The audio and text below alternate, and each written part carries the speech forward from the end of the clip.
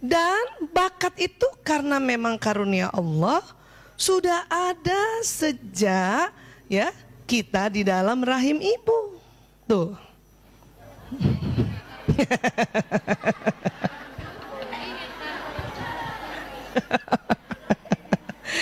Siapa yang pernah USG begini nih rahimnya nih? Belum apa-apa udah terdeteksi pegang gitar. Iya. Bayangin. Jadi memang sudah dari awalnya ada, ya, sudah dari awalnya ada. Tapi ternyata diketahui ya. Jadi kan Allah memang sudah memberikan, Allah yang mencipta. Ilmuwan itu cuman nemuin aja, ya. Jadi ditemukan setiap orang itu bakatnya banyak. Malah dikatakan setiap orang 8 jenis bakatnya. Nah, 8 jenis. Makanya kadang-kadang pas waktu menemukan suatu kerjaan kayaknya, aku cocok banget sama hobi ini. 3 bulan kemudian, aku juga cocok sama hobi ini. Rasa gitu nggak, Bu? Ganti-ganti. Nah, ternyata memang banyak, ya. Di mana sebetulnya program bakat Allah letakkan di tubuh manusia? Tetap di otak, ya, kembali di otak. Nah ini, gambar ini udah sering banget dijejelin ya, Bu. Mudah-mudahan ingat ya.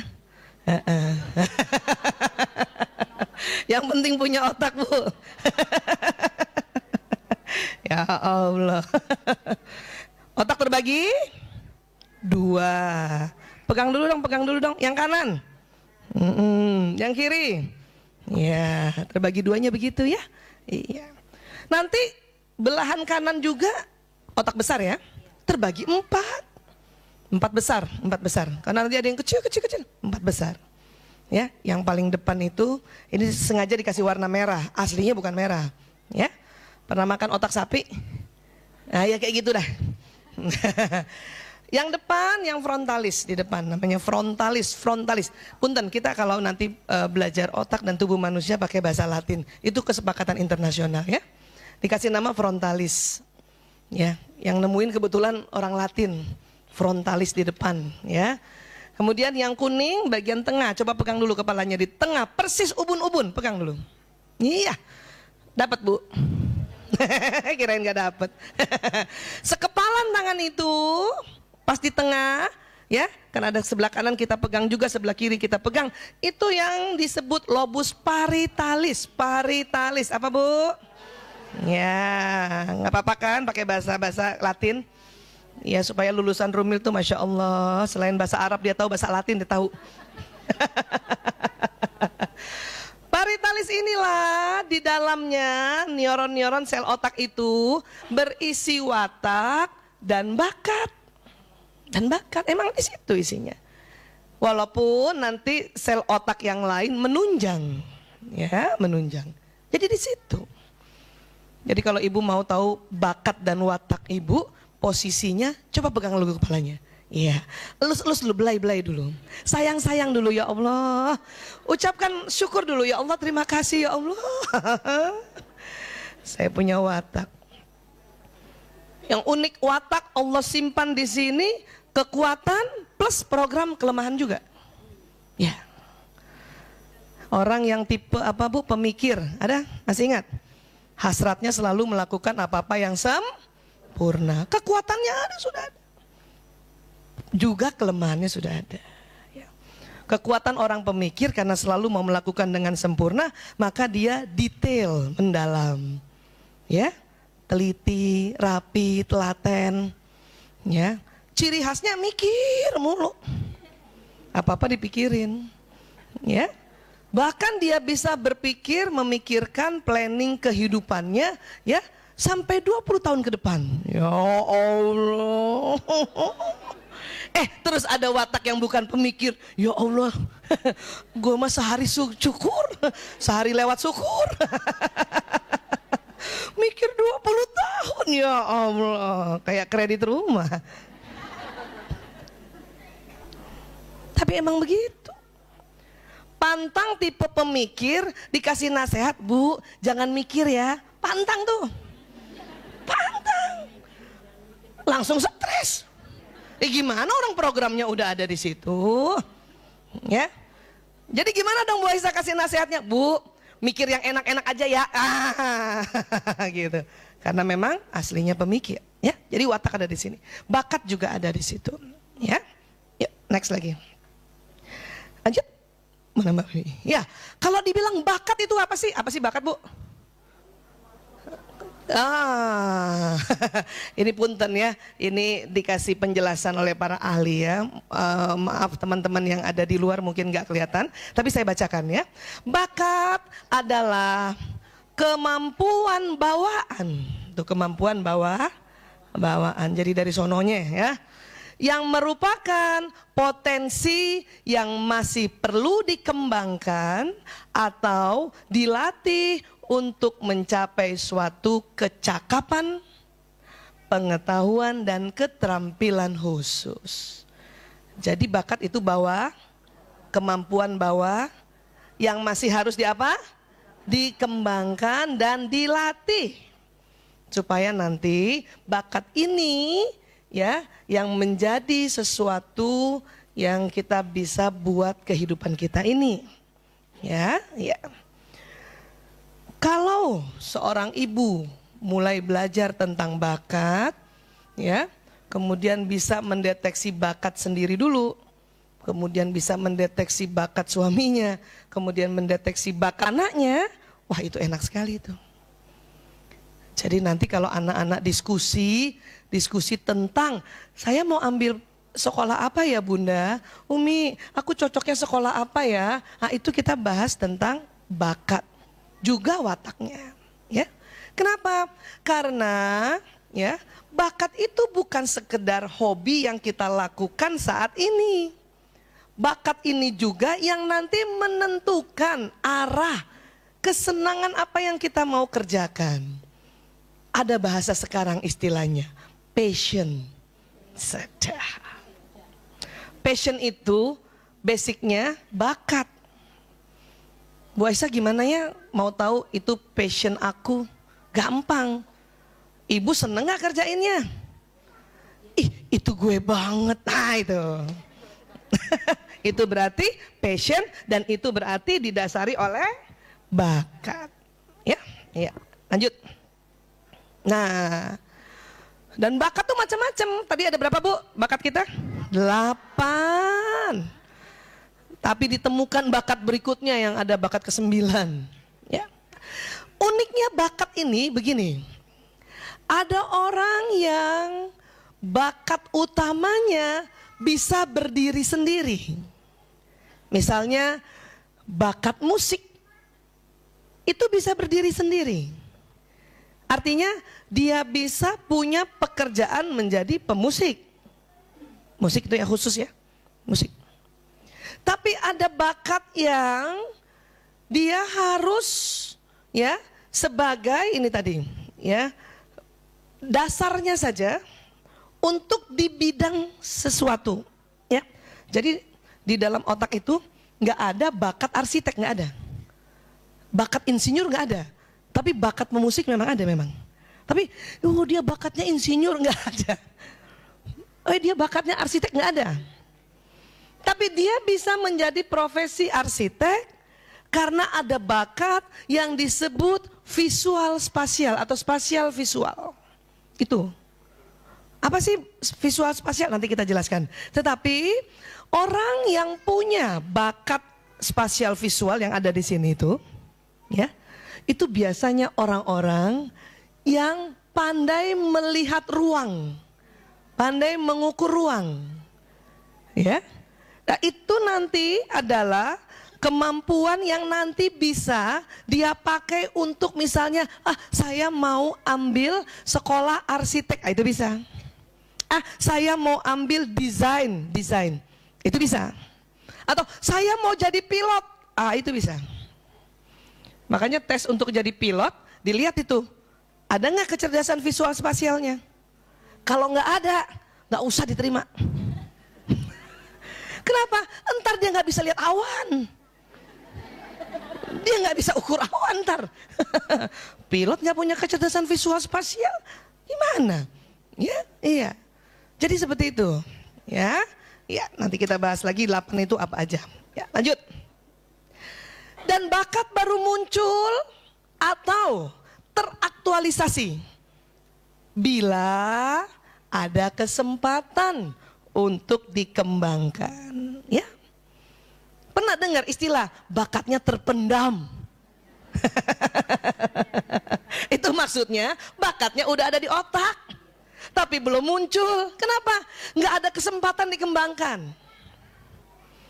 Ya, kenapa? Punten, mungkin ada orang yang bakatnya itu namanya kecerdasan kinestetik, seneng olahraga, tapi dia tinggal di daerah yang pantang olahraga. Cakep. Maka tidak muncul.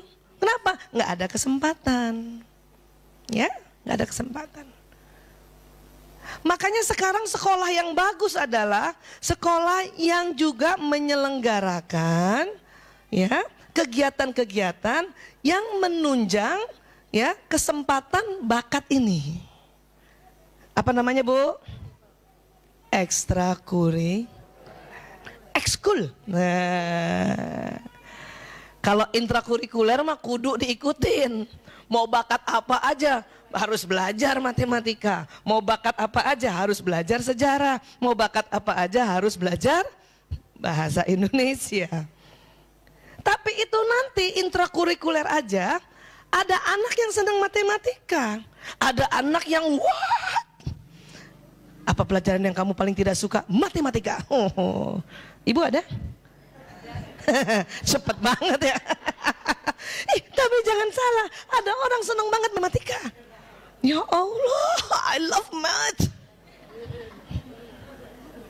Itu bukan karena dia pintar, memang ada bakat yang disebut kecerdasan matematis, kecerdasan logis matematis. Emang. Ya, Bu Aisyah, emang yang lain nggak punya kecerdasan matematis? Punya. Namanya juga tadi udah dibilang bakatnya 8. Tetapi bakat 8 itu tidak semuanya dominan. Ya. Saya punya bakat 8. Nomor 1 sampai 8 ada. Tetapi saraf saya, punten Mbak Bibi boleh minta yang neuron lagi. Neuron saya tentang bakat tidak semuanya sama. Misalnya saya punya bakat misalnya matematis ya. Neuron ini, punten, neuron sel otak ini yang ada di otak tengah tadi ya. Ada 8 di sini. Tapi setiap jenis nggak sama jumlah sarafnya. Orang yang jumlah sarafnya banyak terhadap satu bakat itu namanya bakat dominan. Tapi 8-8-nya ada.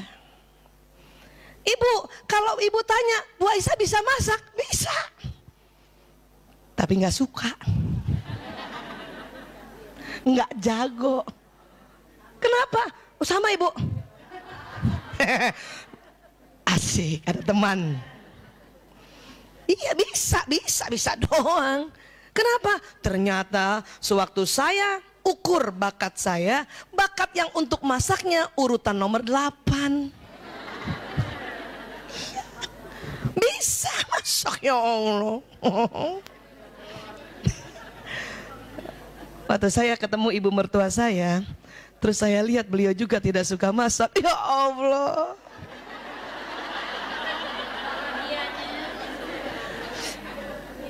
Barangkali ini yang cocok, makanya saya jodoh.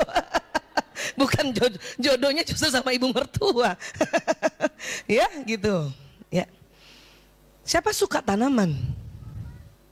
Tanaman? Ada? Siapa suka binatang? Ada. Itu tuh bakat loh, Bu. Iya. Saya suka tanaman. Suka doang ngelihatnya. Karena bakat memelihara tanaman saya itu urutan ke-8 tadi itu. Karena tanaman, masak, sama binatang satu jenis, namanya kecerdasan naturalis. Ada di sini. Ada Bu, dikit. Sel otaknya barangkali ya cuma 10.000 doang.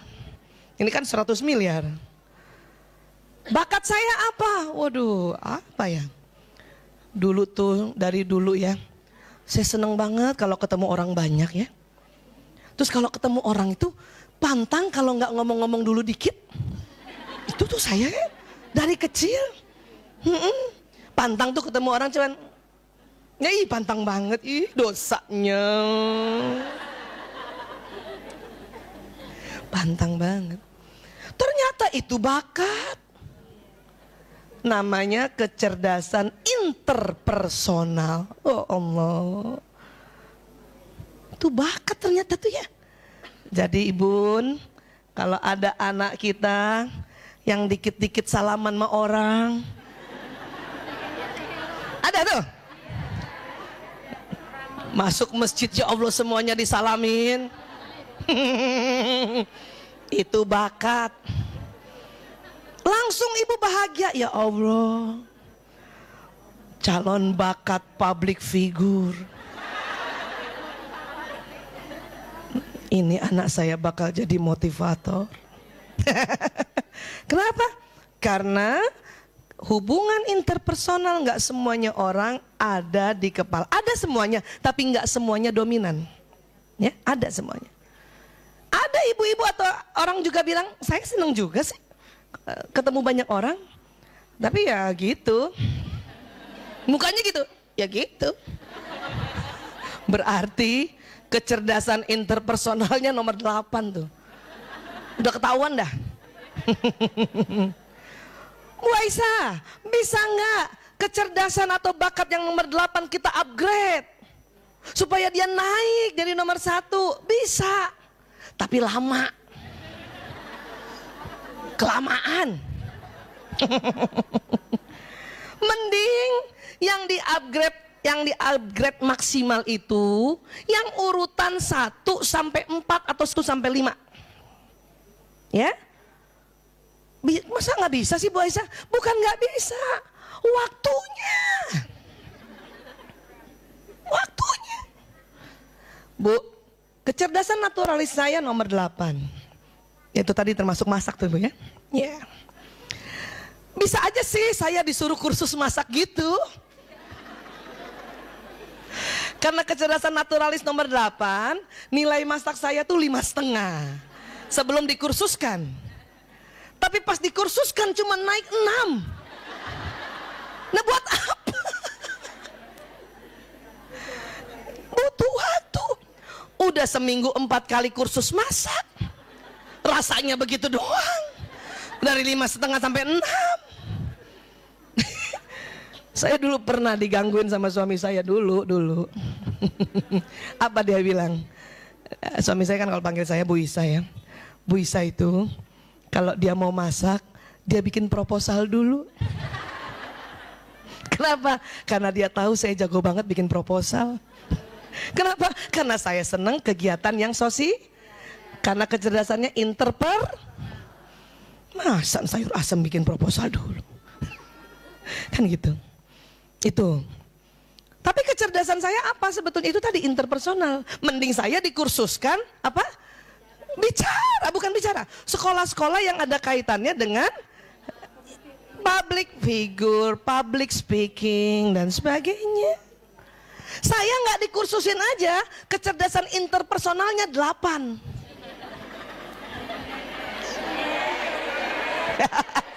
Astagfirullahaladzim. Masya Allah, tabarakallah. Apalagi dikursusin. Lewat. Lewatnya apa? Gurunya saya ajarin. Bener. Gitu. Ya, gitu. Sampai sini sepakat dulu. Jadi setiap orang memang 8, tapi akan berbeda. Kenapa? Komposisinya berbeda. 1 sampai 4 beda. Ya, saya sama Bu Yanti pasti 1 sampai 4-nya beda. Saya tahu persis nomor satunya Bu Yanti. Pasti kecerdasan musikalis. Keduanya kecerdasan bahasa. Karena ada orang kecerdasan musikalis pertama, kecerdasan keduanya bukan bahasa, kecerdasan matematis. Dia tidak akan jadi penyanyi.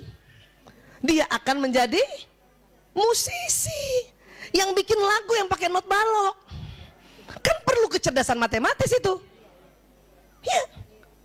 Tapi kalau misalnya kecerdasan musikalisnya pertama, yang keduanya dia bahasa, itu penyanyi. Nyanyi dia. Apalagi kecerdasan ketiganya kinestetik, itu nyanyi ambil joget.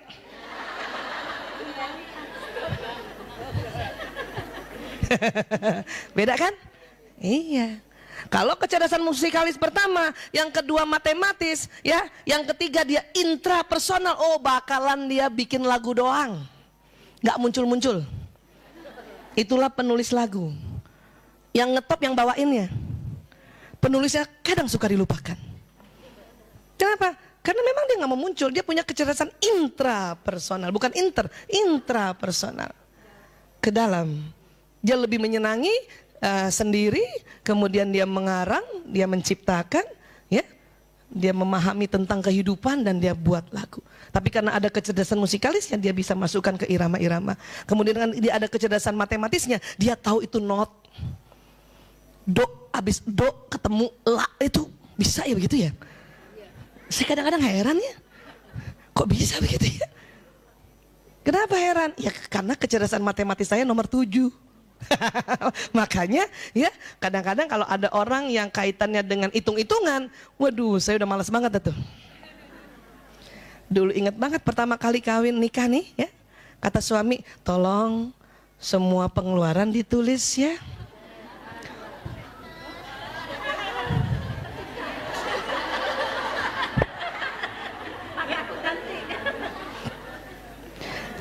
Saya tulis Bu, tapi di amplop. Ya. Kalau orang yang senang matematis, punya kecerdasan matematis, itu pantang tulis di amplop. Dia akan tulis di buku. Kalau perlu dia bikin buku apa? Accounting. Saya mah udah syukur tulis di amplop.